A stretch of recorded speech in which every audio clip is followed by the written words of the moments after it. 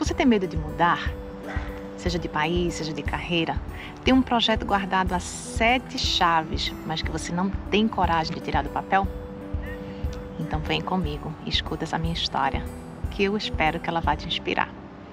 Mas primeiro, respira e reequilibra.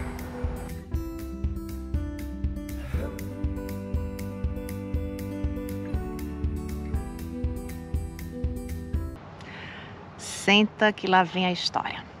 Eu vou contar para vocês uma situação que aconteceu comigo, para te ajudar a inspirar a ter mais coragem para você enfrentar qualquer mudança que você esteja enfrentando na sua vida. Essa história tem a ver com a minha mudança aqui para o Canadá, onde vocês estão me vendo filmar agora.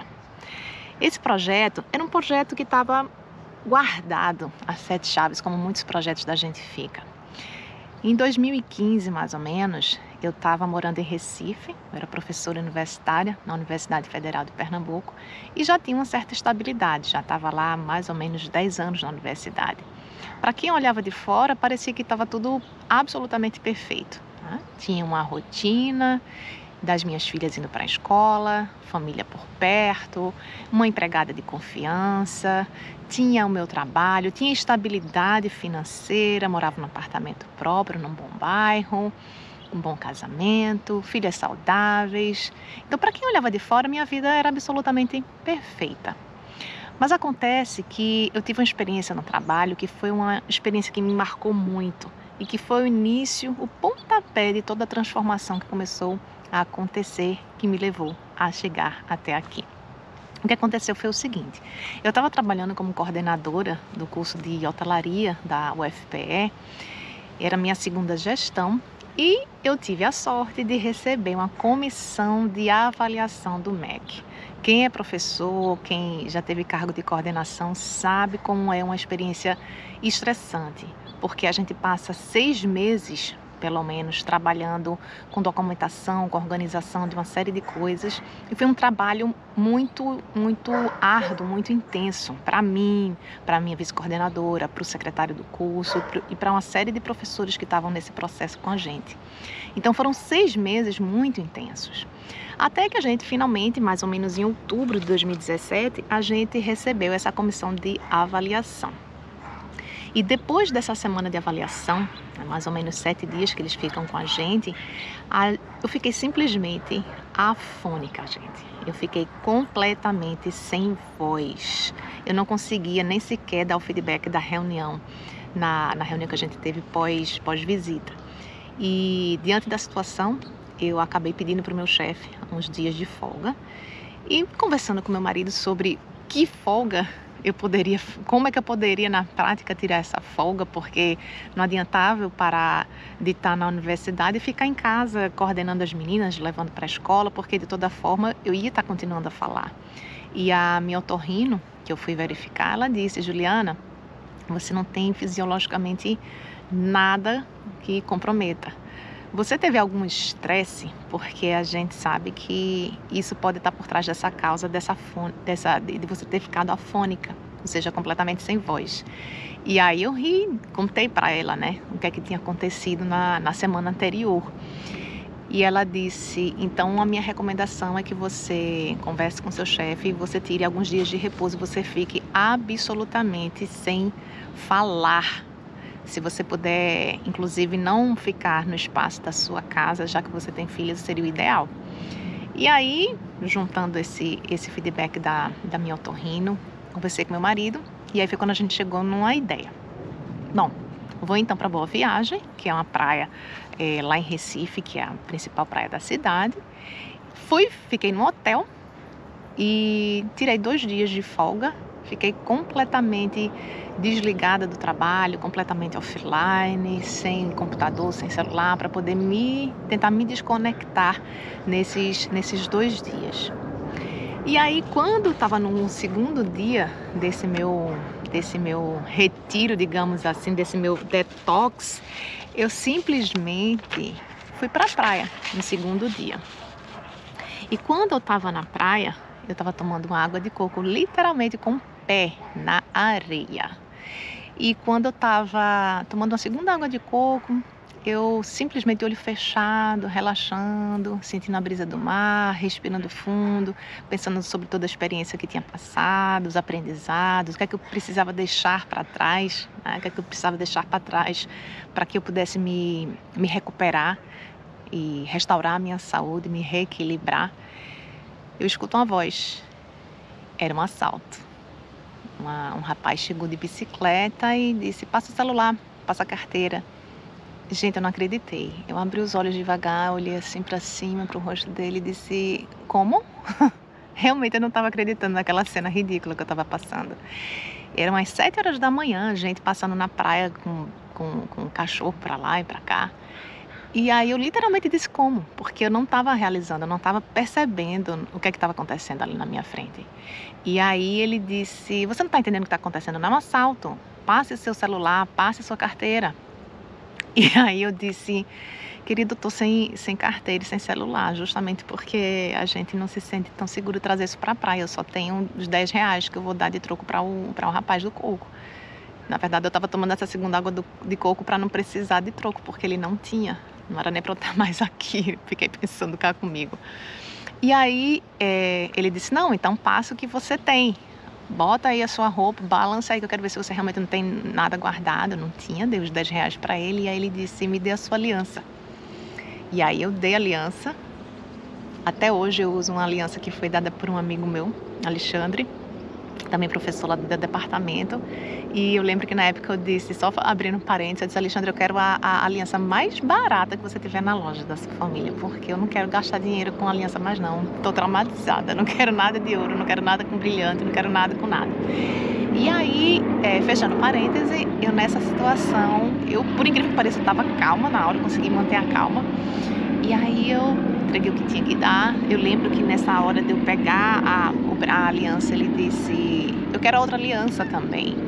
E aí eu parei, fechei o olho, tirei a segunda aliança. E nessa segunda vez que eu levantei o olhar para entregar a segunda aliança de compromisso, que eu tinha do casamento, de compromisso, ele disse, foi quando eu vi que ele estava armado.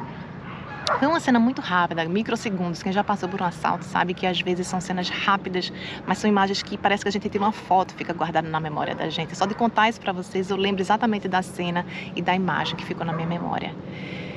E aí ele disse: agora fica aí, fica uns 10 minutinhos, não sai daí, não vem atrás de mim, não olha pra mim, deixa eu ir embora. E aí ele foi. Gente, naqueles 10 minutinhos ali passou tanta coisa na minha cabeça. Eu ficava me perguntando: meu Deus do céu, que situação ridícula eu tô passando. Que lugar é esse que eu tô vivendo, que eu não tenho liberdade sequer de tomar água de coco na praia. Nem ficar sentada com o pé na areia, tomando água de coco, me recuperando. Que situação ridícula que eu tô me encontrando. Isso parece surreal. Por que que isso aconteceu comigo? Só que esse porquê que isso aconteceu comigo, eu não falava no sentido de me culpar por estar ali. Eu ficava perguntando qual o sentido disso ter acontecido comigo, porque eu sempre acreditei muito de que as coisas não acontecem por acaso.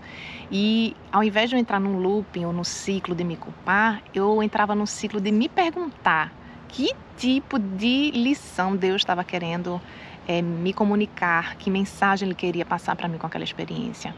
E na minha cabeça só vinha essa frase: será que esse é o lugar que eu quero passar o resto da minha vida? Um lugar que eu tenho medo de sair até para uma praia de 7 horas da manhã? E aí essa pergunta começou a ressoar dentro de mim, como se fosse uma pequena semente de pensamento, digamos assim. E todas as experiências que eu fui vivenciando nas semanas seguintes, no trabalho inclusive, eu me perguntava: será que é aqui nesse ambiente de trabalho, com essa dificuldade que eu estou testemunhando uma colega passar, por exemplo, é nesse ambiente que eu quero estar daqui a 20, 30 anos? Eu tenho a mesma resiliência que ela tem para aguentar, lidar com esse tipo de situação? E eu comecei a meio que sintonizar, como se eu tivesse ligado as minhas antenas para todas as experiências que estavam acontecendo depois desse fato que foi mais marcante para mim. E essa pergunta vinha e se amadurecia na minha cabeça: é esse lugar que eu quero continuar vivendo, é nesse lugar que eu quero continuar trabalhando, é nesse contexto que eu quero continuar educando as minhas filhas, né? E aí por conta dessas perguntas que vão acontecendo, eu me lembro que muitas vezes, às vezes eu estava indo para o trabalho, eu escutava alguma música que era mais tocante para mim, a música sempre fez muito parte da minha vida, e às vezes eu começava a chorar e a pensar, meu Deus do céu, o que é que você quer, o que é que o Senhor quer me ensinar com essa experiência que eu passei na praia? O que é que você quer me mostrar que eu ainda não estou conseguindo enxergar? Porque eu sabia que ele queria me comunicar alguma coisa. Eu só precisava ter clareza para poder enxergar o que é que ele queria me comunicar. E eu acho que Deus usa as pessoas e usa as nossas experiências, positivas ou negativas, para nos ensinar alguma coisa sobre a vida. E nesse processo eu disse, cara, eu tô começando talvez a mergulhar nesse processo. Eu comecei a ficar com medo de entrar num processo depressivo, porque eu comecei a ficar muito emotiva, chorando muito. Sempre que eu ia para o trabalho, eu tinha essa sensibilidade de chorar por qualquer coisa, com qualquer música. E conversando com meu marido, ele disse, Ju, talvez seja a hora de você talvez pensar em voltar para Cristina, que era a minha terapeuta, que eu tinha feito terapia quando estava grávida das meninas. Eu acho que Cristina é uma pessoa neutra. Ela já conhece a minha história, porque ela já me acompanhou durante alguns anos. Ela é uma pessoa neutra no sentido de que mãe, amigo, ele próprio, enquanto marido, tem os seus vieses, né? Tem as suas formas de ver as coisas. E talvez um profissional que tem uma visão neutra, digamos assim, de não vai defender lado A ou lado B, talvez me ajude mais a ver com clareza. O que eu queria era clareza, para entender essas minhas interpretações que eu estava fazendo da realidade. E aí eu resolvi voltar para minha terapeuta, Cristina. O que é que aconteceu? Nesse processo de eu começar a conversar com a Cristina, eu comecei a amadurecer um projeto que eu tinha colocado na gaveta, que era me mudar aqui para o Canadá. E aqui eu vou abrir um parêntese para contar para vocês como é que surgiu, uma curiosidade que muitos amigos, inclusive, me perguntam e que eu vou revelar hoje nesse vídeo. Onde é que nasceu essa vontade de vir para o Canadá? Foi algo que surgiu do nada? Não, foi um processo. E esse processo começou lá atrás, em 2005. Em 2005, mais ou menos, 2006, o meu marido queria vir aqui para o Canadá, mas para a província francesa, a província de Quebec. Porque alguns amigos dele estavam vindo para cá, tava uma leva de muita gente que trabalhava na área de TI, na área de informática, e aí um amigo começou a influenciar o outro, e aí ele começou a fazer um curso de francês com o professor Wilton, e aquele grupinho que estava fazendo turma particular com ele, todos estavam nesse mesmo projeto de estudar francês com o propósito de vir para o Quebec, de fazer o exame, etc. E foi mais ou menos um período de 2 anos, bem intenso para ele, de muito estudo, era bem intenso o curso, né? Mas ele tinha um propósito, ele queria vir para o Canadá. Só que na época que ele estava fazendo esse processo de estudar para o Canadá, eu estava em outro momento da minha vida. Eu estava fazendo mestrado em administração lá na UFPE e estava trabalhando em 3 lugares diferentes. Então minha vida era uma loucura. Tinha dias que eu começava a dar aula de 7 horas da manhã, tinha aula a manhã toda na Federal, dava aula à tarde no DHT, que é o Departamento de Hotelaria e Turismo, e alguns dias à noite eu ainda ia para a FACIP, que era uma instituição privada. Então tinha dias que eu trabalhava 12 horas. Tinha dias que eu trabalhava 8, mas era uma loucura.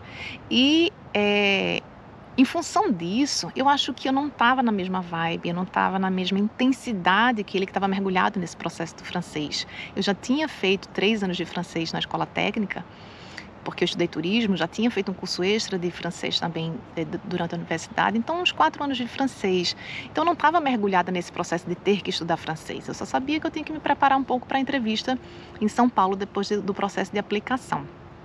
Então eu estava muito tranquila nesse aspecto do francês e não estava envolvida num contexto que me motivava a vir para o Canadá, nas minhas conversas, como ele estava inserido no grupo de aulas do francês. E aí, o que aconteceu? Quando foi em novembro de 2007, o meu pai faleceu. Foi um câncer, mas foi muito rápido, foi coisa de 1 mês.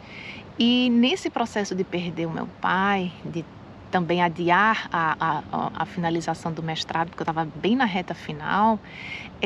Muita coisa passou na minha cabeça, né? Às vezes a gente só para fazer mudanças bruscas na vida da gente quando momentos como esse nos tocam e nos fazem nos questionar o que é que vale a pena fazer na nossa vida, né? E a coerência que a gente tem que ter nas nossas escolhas. Então, a gente passar pela experiência da morte e do luto, por mais que seja dolorida, muitas vezes é um processo de transformação que nasce daquele momento, né? E quando foi em meados de janeiro de 2008, ou seja, uns 2 meses depois de meu pai falecer, eu comecei a me questionar: será que eu, Juliana, quero ir para o Canadá agora?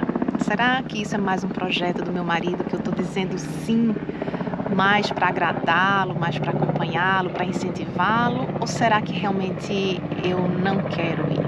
O que é que eu realmente sinto desse projeto?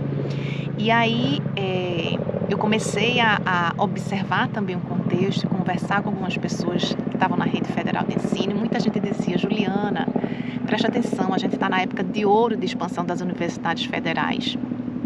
Isso não vai continuar para sempre. E isso um dia, essa expansão um dia vai se estabilizar. Ou seja, se você quiser fazer um concurso para entrar na federal, a hora é agora. Você tem que se preparar para entrar agora. Quando você terminar o seu mestrado e enfiar a cabeça nos estudos, se preparar para 1, 2, 3, 4 provas, diminuir o ritmo de trabalho para poder focar no concurso. Porque se você não entrar agora, pode ser que daqui a 1 ou 2 anos essa porta se feche, essa expansão da rede federal de ensino se estabilize e você vai ficar a ver navios. E ouvindo esses conselhos de algumas pessoas próximas a mim, eu comecei a pensar: cara, será que ela tem razão? Será que eles têm razão?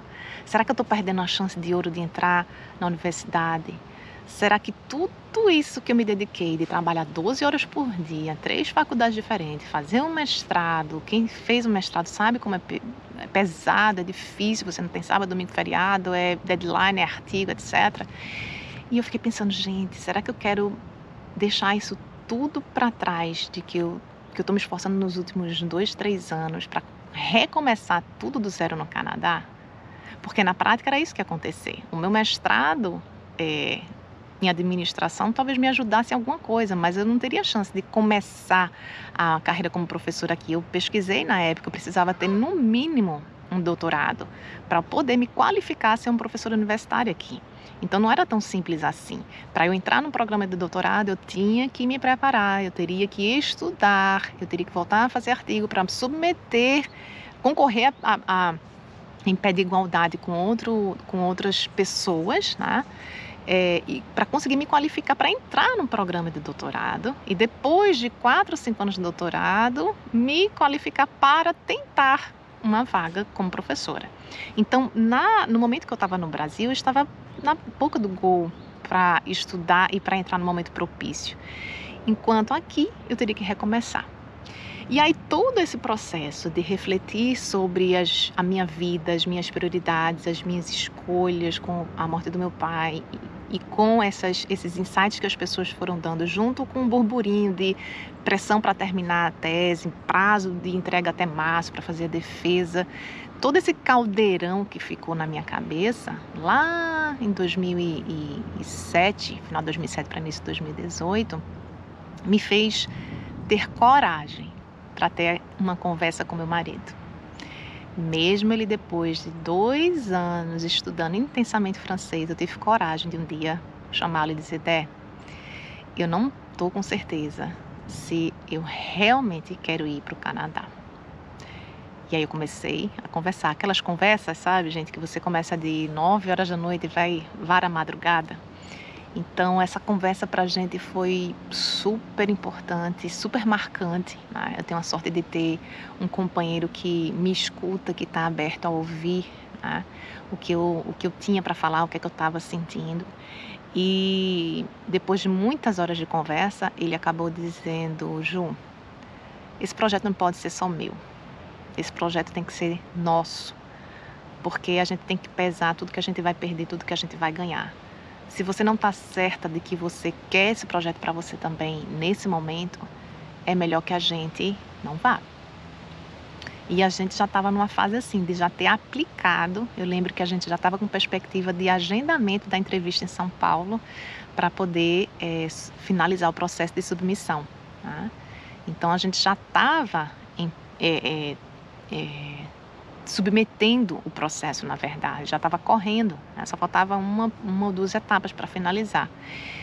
Então foi um processo muito, muito difícil, né? Foi muito conflituoso para mim entender e admitir, e ter coragem de admitir isso, primeiro para mim mesma, né? E depois de ter coragem de conversar com meu marido sobre isso, né? Quantas vezes a gente, às vezes, coloca os nossos sonhos debaixo do tapete porque não quer magoar alguém, né? Mas felizmente eu tive coragem de enfrentar esse momento.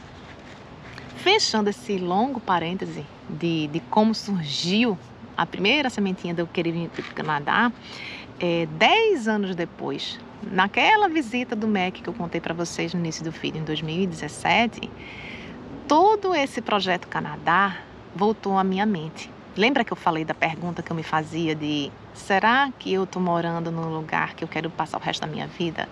Será que eu estou trabalhando no ambiente que eu quero passar mais 20, 30 anos? Então, nesse processo de me perguntar, aquela simples visita do MEC, que culminou nesse assalto que eu sofri na praia, me fez voltar e começar a questionar se eu queria mesmo estar ali. E aí foi quando eu tive coragem de tirar esse projeto lá da gaveta, guardado embaixo, no fundo do baú, e decidi tirar o projeto Canadá. Tive coragem de novo de conversar com o marido e dizer: Dé, lembra daquele projeto da gente ir para o Canadá, lá para Quebec, antes das meninas nascerem? Eu estou pensando se talvez não seria um momento da gente colocar isso em prática. O que é que você acha? E aí meu marido, que já estava também começando a construir uma carreira acadêmica, estava terminando o doutorado, estava entre decidir continuar a fazer um pós-doutorado, continuar no mercado ou não, nesse conflito academia versus mercado. Ele disse: Ju, não acredito. Tipo, depois que eu deixei esse plano de lado e que eu fui me dedicar completamente a mestrado, doutorado, fiz um doutorado de sanduíche, passamos um ano fora no Reino Unido, voltamos e já estava nesse processo de pós-doutoramento, né? E no caso dele, não tinha aberto concurso ainda na área de computação na universidade. Tinha tido algumas experiências, mas ainda estava nessa fase de continuo a investir nessa carreira acadêmica que eu gosto, mas que não tem um retorno financeiro estável, né? Porque era bolsa de pesquisador, ou fico no mercado e consigo sobreviver.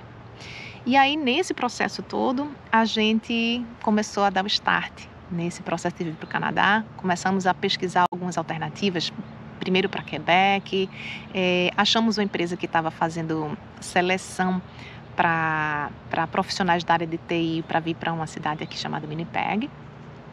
E a gente disse: bom, pesquisamos um pouco na internet sobre Winnipeg, não era a cidade dos nossos sonhos inicialmente, não era a província mais segura do Canadá, pesquisamos vários dados e aí a gente disse: bom, mas a gente tem que arriscar. Se a gente quer viver essa experiência, eu acho que a gente precisa se dar essa chance, né? Então a gente veio para o Canadá. E aí, será que eu estou arrependida? Será que valeu a pena?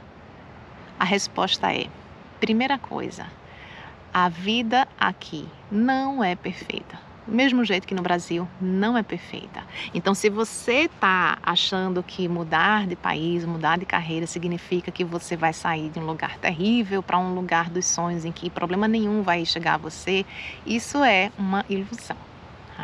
A gente não tem uma vida perfeita, mas a gente tem uma série de trocas que a gente faz, que a gente chama de inglês de trade-offs, né? Então, a gente escolheu ficar longe, por exemplo, da família. Minha filha não tinha escola no início quando ela chegou aqui, porque creche não tinha para todo mundo. Então, eu tive que me virar nos 30 para aprender a ser dona de casa, mãe e cuidar de tudo e de todos, tá? Então, eu tinha uma boa empregada que me ajudava a cuidar da casa e das meninas, tá? E só sabe a falta que faz a empregada para quem tem filhos quando você deixa de ter. Quando você está acostumada a ter e você vem para cá, você vê quantas horas você tem que dedicar para manter uma casa em ordem, quantas horas você tem que dedicar dedicar para dar atenção aos seus filhos e de gerenciar todo esse processo, né? Então a gente, na verdade, fez uma troca. O que eu aprendi é que aqui não é perfeito, do mesmo jeito que o Brasil não é perfeito, né? Mas que eu precisava pensar, ok, eu abri mão de muita coisa, mas eu também ganhei muita outra coisa. E muitas outras coisas, como qualidade. Eu posso fazer um vídeo aqui para vocês no parque de manhã com uma GoPro, eu posso ter um iPhone, por exemplo, sem ter medo de ninguém levar. Não é pelo valor financeiro do objeto, de poder ter isso ou aquilo, mas a sensação de que você não precisa estar sempre no estado de susto, de que alguém vai te abordar, de que alguém pode levar alguma coisa sua, de você ter que mandar os filhos entrarem correndo no carro, saindo correndo, de ter que esperar um Uber dentro de uma guarita e não na calçada porque alguém foi assaltado na semana anterior, né? Então, essa consciência de que eu estava fazendo um trade-off, uma troca, eu acho que isso foi muito importante, porque eu não idealizei uma vida perfeita, né? Uma outra coisa é aprender a lidar com um novo mundo é um super desafio. Quem acha que vai só encontrar neve, segurança, etc., e minimiza, né, o processo de adaptação e não entende que vai passar uma fase difícil de adaptação à cultura, alimentação, rotina, etc., sofre mais. Então, nesse aspecto, eu acho que o fato de eu ter morado fora 2 vezes antes me ajudou a ter um pouco mais de resiliência nesse processo, de entender que é normal, é natural, que nos primeiros meses você passe por ajustes de rotina, ajustes emocionais, no caso com filhos, porque já é um contexto mais desafiador também. E aí agora eu queria que, se você tiver uma pessoa que te inspira, que você marque aqui nos comentários, hashtag toma coragem, e coloca o nome dessa pessoa, para que ela saiba que você se inspirou nela para tomar coragem, para mudar alguma coisa na sua vida. Eu tive muitas pessoas que me ajudaram nesse processo de tomar coragem, de mudar. A Lourdes Barbosa, por exemplo, né, que é uma professora do meu coração, né, é uma mentora, é uma mãe acadêmica, eu digo, porque ela é muito mais do que só uma professora, né? Então ela me ajudou a enxergar muitas coisas ao longo de todo esse processo, toda essa história que eu contei para vocês sobre a realidade da universidade. Até quando ela não queria nem me ensinar, só de vê-la e testemunhar o que ela estava vivenciando, já era uma aula de vida para mim. A postura dela diante da universidade, diante das atribulações que a gente passava lá junto, né? Eu tive a Thelma Abraão também, que foi minha coach de carreira, que me ajudou nesse processo de transição quando eu vim para cá. Se eu fosse mencionar aqui no vídeo, gente, eu ia passar 30 minutos do vídeo só contando para vocês todas as pessoas que me ajudaram. Mas se você lembra de alguém que te ajudou, faz uma mini homenagem a essa pessoa. Coloca aqui o nome dela nos comentários e coloca o hashtag Toma Coragem, tá bom?